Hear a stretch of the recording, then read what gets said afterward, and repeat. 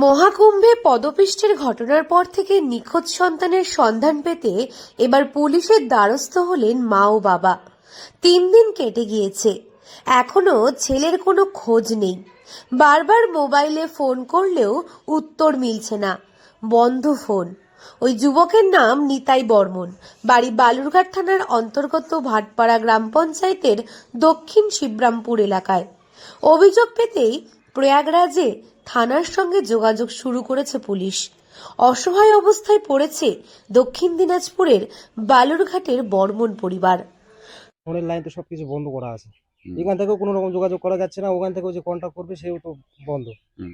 এবার আমরা যথাযথ চাই যে ফিরে আসুক, যেখানে যে মুহূর্তে থাকুক। একদিনে কথা হয়েছিল ওই বন্ধুর সাথে, বলেছিল যে আমি রাতের বেলা ফিরবো, তারপরে তো আসেনি। আর বুধবারে না বৃহস্পতিবার না, সুইচ অফই সারাক্ষণ। থানায় ডায়েরি করা হয়েছে। হ্যাঁ, শোকের ছায়া নেমে পড়েছে চারিদিকে।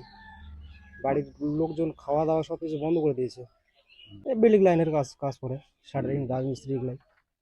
আমার ওটা ছোট ভাই হয়, কোথায় খুঁজবো ওখানে গিয়ে অত বড় মেলার মধ্যে। সূত্রের খবর, অনেকদিন ধরেই মহাকুম্ভে যাবেন বলে পরিকল্পনা করেছিলেন নিতাই। সেই মতো 27শে জানুয়ারি একাই বালুরঘাট থেকে পাড়ি দেন প্রয়াগরাজ। মৌনী অমাবস্যায় ত্রিবেণী সঙ্গমে স্নান করবেন বলে ঠিক ছিল।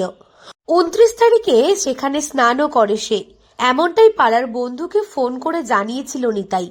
এরপর থেকে তার সঙ্গে কোনোভাবেই যোগাযোগ করতে পারছে না বাড়ির লোকজন। এমনকি বাড়ির লোক বহুবার ফোন করলে ফোন সুইচ অফ বলছে। এর কিছুক্ষণ পরেই কুম্ভে মহা বিপর্যয় ঘটে। ঘটনায় প্রাণ হারায় কমপক্ষে 30 জন, আহত শতাধিক। ঘটনার পর থেকেই আর খোঁজ নেই নিতাইয়ের। গেছে হচ্ছে মঙ্গলবার রাতে, না সোমবারের রাতে, মঙ্গলবারের ট্রেন ছিল 3:35 থেকে মালদায়। ওই মঙ্গলবারের রাতে পৌঁছে গেছে 8টা-9টার দিকে। বুধবারে আমার হচ্ছে ওর সঙ্গে 11:55 AM কথা হয়েছে। ওই ফোন করছিল, 5 মিনিট 51 সেকেন্ড কথা হয়েছে ওর সঙ্গে।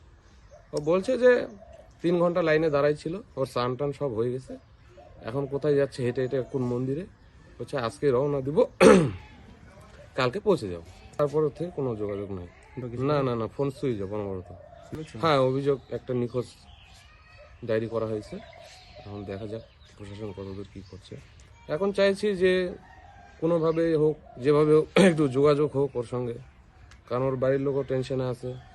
মহাকুম্ভ মেলায় দুর্ঘটনার পর থেকে দুশ্চিন্তা বেড়েছে পরিজনদের মাঝে। 3 দিন কেটে গিয়েছে, নিতাই ফেরেনি বালুরঘাটের বাড়িতে। কোথায় আছেন, আদৌ বেঁচে আছেন কিনা জানে না তার পরিবার। এমন অবস্থায় চরম দুশ্চিন্তার মধ্যেই সকলে। এরপরই ছেলেকে খুঁজতে পেতে অসহায় মা বালুরঘাট থানার দ্বারস্থ হন। অভিযোগ পাওয়ার পরই প্রয়াগরাজ থানার সঙ্গে যোগাযোগ শুরু করেছে পুলিশ। ওই যে কুম্ভ মেলা, না আর তো যোগাযোগ নেই।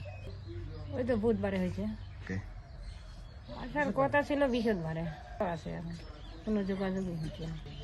বাড়ি ফিরে আসুক। ছেলের দিনের পর দিন কোনো খোঁজ পাচ্ছেন না, কোথায় গেল, কেমন আছে কিছুই জানতে পারছেন না। যদিও এখন নিতাইয়ের কোনো খোঁজই দিতে পারেনি প্রয়াগরাজের পুলিশও। দক্ষিণ দিনাজপুর থেকে সুস্মিতা গোস্বামী রিপোর্ট, লোকাল 18 বাংলা।